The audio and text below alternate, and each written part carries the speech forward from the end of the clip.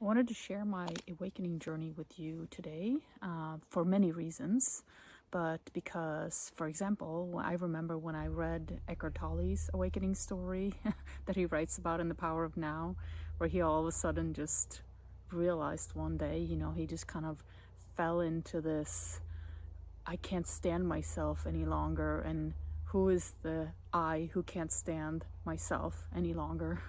Am I two people? And he just realized it so quickly, and he just kind of boom, right? It happened for him. But for other people, it takes a long time and a short time at the same time, if you know what I mean.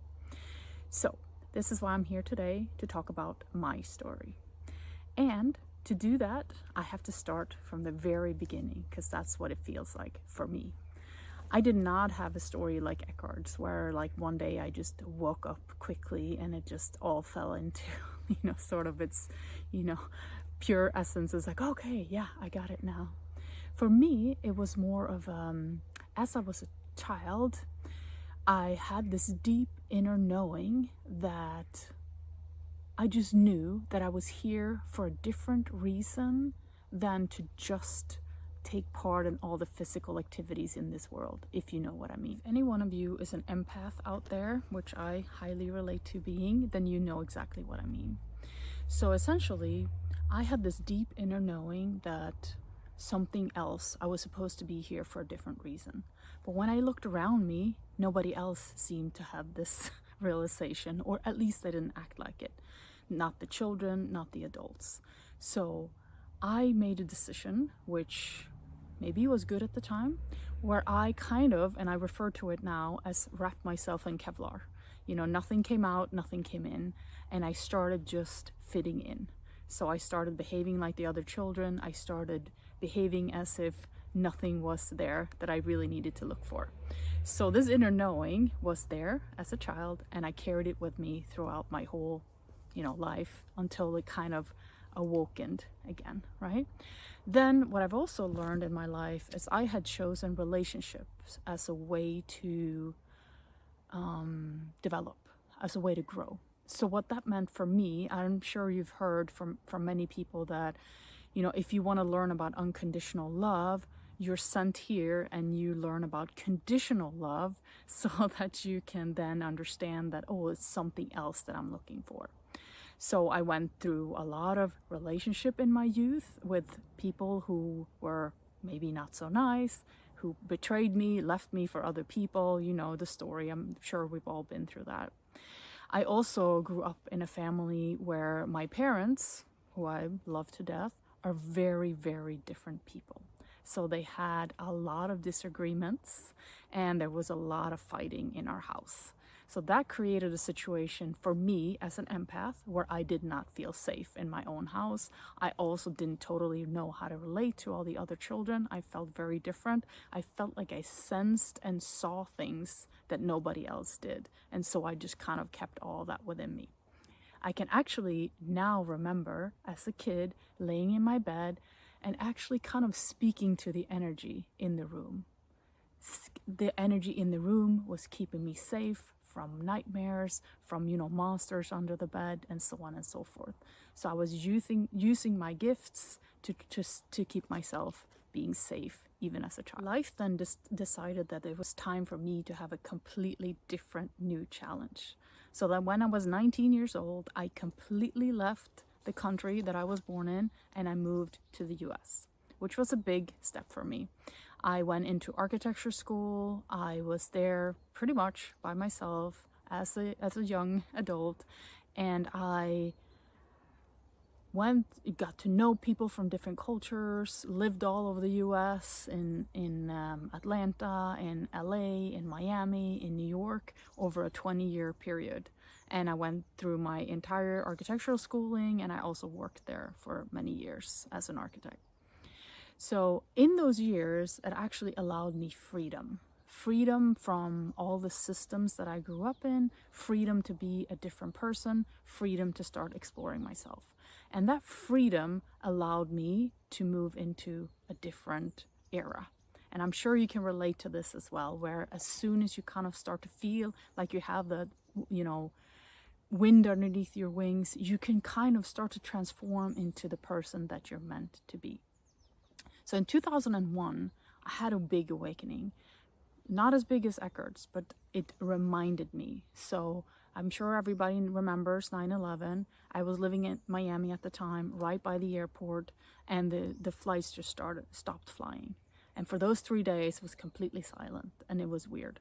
And I started to wake up to the fact that maybe reality isn't exactly what we think it is. Maybe these things are happening for a reason that I don't really know, but it's like weird. It felt strange, yeah? So that started me on my journey of really diving back into the child that I was before, the child who had that knowledge. And one of the reasons I'm sharing this for you is because a lot of times our awakening is like that. We actually know from a very young age, I think especially if you're an empath, you have this inner knowing, but it's almost like something has to happen in your life for you to retrace back into that. You have to remember back into that. So for me, of about 24 years from 2001 until now, I've been doing a lot of different things. I started doing yoga to reclaim my body, right? I did a lot of meditation. I've done shamanic work. I've taken classes. I've read books. I've really dove into what I came to do here to begin with. Figure out that there's more things here than what we can see with our eyes and hear with our ears and feel with our senses, right? That there's just a lot more. And so what happened now, if we kind of skip forward into now, is that back in January of this year, my life opened up to an extent where I was finally able to step forward into that piece of me where I was supposed to be exactly at this moment in time. So I don't know about you, but if you look back on your life, what you can see is everything happened in perfect timing. It's almost as if, hint, hint, we laid this out beforehand in our life that I'm gonna go here, I'm gonna live here, I'm gonna have these parents, I'm gonna have these boyfriends, girlfriends. This is the experiences I'm gonna have throughout my life. I'm gonna move to another country, in my case, and then move back again, like I have done now. And I'm gonna do all these things. And at this point in time, when I'm ready, and if these things are all in place, I'm going to remember. I'm going to know that I was here for a different reason too. So right now, I've had this YouTube channel for about almost 6 months. And when I started it, it was nuts. I posted my very first video at the end of the Kali Yuga, which was 21st of March, 2025. And when I found that out, that blew my mind. How can the timing be more perfect than that, right?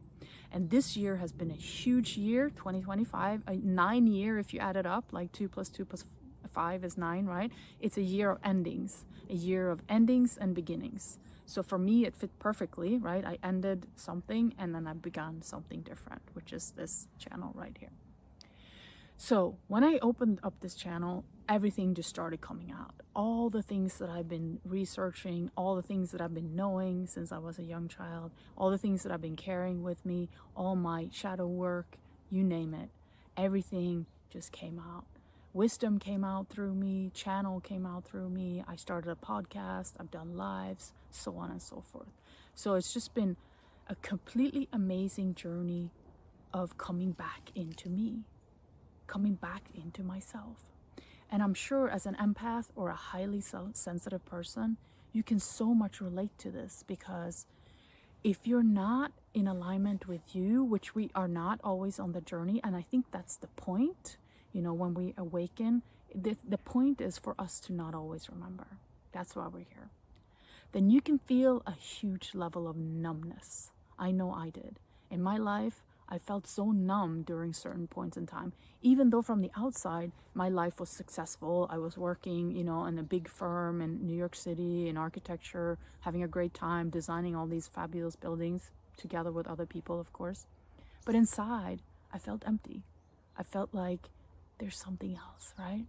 And what I would do is I would numb that with coffee, too much coffee, not enough sleep, maybe lots of alcohol with other people, keeping myself busy through tons and tons of sports. Like I was in this street hockey league, I was doing triathlons, which in itself was amazing, all these things.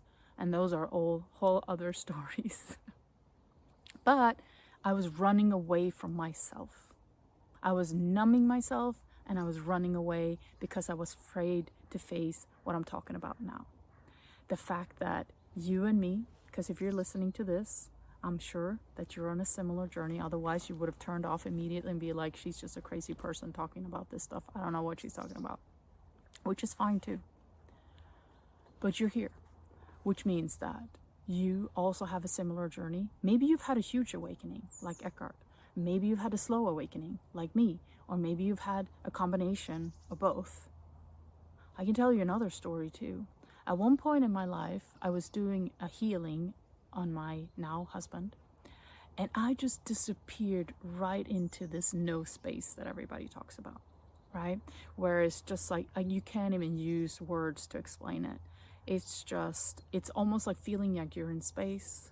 There's no gravity. You're not even in your body. You're kind of in a particle swimming in a soup of love and just amazing. It feels like you're in with the creator, in with the source, in with the infinite being of everything, right? And when you're there, you do remember. You remember why you're here. You remember why you came here. You remember what reality actually looks like. And you remember that, yes, all this around us is beautiful, but we're also here for a very different being. I said that, you know why? Because I was thinking that we are an energetic being. We're a being who can feel and sense a lot of things. We have this tremendous intuition, and we're constantly connected to the source. So when you come back into you, your childlike you, your inner child who's been actually waiting for you this whole time for you to come back. It's been just waiting patiently there for you. And if you're on your journey, don't beat yourself up. Everything is fine. You're exactly on track to get there where you need to be. And things are going to loosen up, and you're going to start to realize that, oh, this was perfect. The timing was perfect for me. The steps that I took were perfect for me. The times when I felt numb and sad and depressed were perfect for me. I actually also, as part of my journey, had a major depression. Like, I was about 33 years old and I lost my job, and that went into the deepest hole you can ever imagine, which is not, the act of losing your job isn't enough to shouldn't be enough to throw you there. But for me, it was like a huge thing. And during that depression, which lasted, 8 months or something, where I wasn't a human being, it was like a shower was a big thing for me then. I also happened to become pregnant with our oldest daughter. So by the time she was born, I was giving birth to a new child, but I was also giving birth to a new me, because that depression had taken me to my lowest low, to my dark night of the soul, through all the fears that I've ever had. And I came out on the other side as a phoenix from the fire that I had been in. And by the way, my star sign is a Scorpio. So I'm very, very familiar with, the depth of the human psyche, of transformation. Part of our journey is to go so deep into ourselves that we almost get lost, and to come back with the biggest treasure ever, which is our gift, which is the phoenix rising from the ashes. And I believe if you're an empath, you can very much relate to this too. You probably worked a lot with your own demons. You've faced a lot of your own shadows. But what you've also done is you've treated and worked with all of the shadows of our environment, of our society. You are a person who's transforming some of that pain too. I've felt that many times on my journey, that I'm actually not just dealing with my own pain, I'm actually transmuting and transforming pain for society. So, where are we now? We're very much more awake, and we are stepping into our future. We know that at the end of this year, 2025, which I've listened to many different people, Lee Harris, Greg Braden, Pam Gregory, David Clemens, all these people are talking about the fact that a new human is being born. And I think the reason we are now in this wave of being born as a new human with a new biology, with a new consciousness, which is also actually a remembrance, is because we're ready. And if you're listening to this, you're also ready. You're ready to step into your future. You're ready to step into your past, your child, right? And your child has been waiting for you. So, thank you for listening to this story. I have all the compassion and love for you for walking this path, because what I haven't mentioned, it's a very difficult path. It's easier to just stay numb and not pay attention to all this stuff. But you're here, you're amazing, you can do it. Also, what I want to do is hear your story. Please shoot me below and, let me know how you're doing and how things are going. And if it feels too personal, you can always just send me an email at hello@mariadropinthesea. I would really love to hear your story, what you've been going through, and how you are doing now. Because in the beginning, it can be very shaky before we kind of step into our new legs, right? Lots of love. Namaste.